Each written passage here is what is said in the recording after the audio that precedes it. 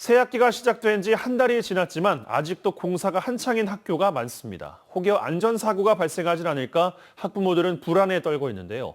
불가피하게 진행해야 한다면 아이들의 안전이 최우선이 돼야 하지만 실제 현장은 그렇지가 않습니다. 임지은 기자가 취재했습니다.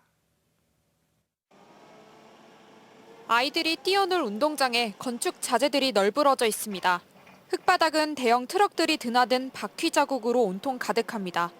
지금은 정규 수업이 끝나고 아이들이 학교 밖으로 나올 시각입니다. 출입로를 통제한다고는 하지만 관리 감독하는 사람이 한 명도 없어 아이들이 그대로 위험에 노출돼 있습니다. 취재진이 학교 안으로 들어가자 그제야 황급히 전화를 걸어 안전 지킴이를 찾습니다. 여기 지키시는 분은 따로 없는 건가요? 혹시 사고가 나진 않을까 불안한 학부모는 학교 앞까지 9살 딸을 매일 데리러 와야 합니다. 아무래도 애가 아직은 저학년이다 보니까 위험하니까 알아서 이제 자율적으로 이제 조심해라 이제 그 정도죠. 등하굣길이 위태로운 건 다른 학교들도 마찬가지. 공사판을 피해 등하교를 하려면 이 육교를 지나야 하는데 육교로 향하는 길마저 아파트 신축 공사 현장 가벽과 맞닿아 있습니다.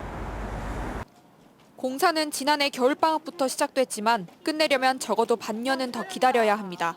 계약하고 나서도 이게 너무 길어지다 보니까 자재랑 그런 것들이 옆에 있다 보니까 아무래도 안심하고도 그 맘 놓고 있기는 어렵죠. 학생들의 안전이 위협받는 일은 왜 매년 반복되는 걸까? 교육부는 지난 2021년부터 5년간 전국의 노후화된 학교 시설들을 모두 바꾸겠다는 장기 프로젝트를 발표했습니다.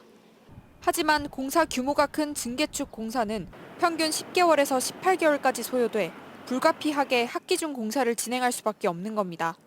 또 아파트 신축에 따라 학생 수용이 늘어날 것으로 예상되자 교실 수를 늘리는 공사도 광주 곳곳에서 이어지고 있습니다. 광주시 교육청도 안전관리자를 상시 배치해 위험 요소들을 선제적으로 파악하도록 하는 등 현장 감독 매뉴얼을 만들었지만 제대로 지켜지지 않는 것이 현실입니다. 상주하기도 하고 하지만 등하교 시간에 집중 배치가 되는 거죠. 6개월에서 20개월 정도 소요되는 그런 공정.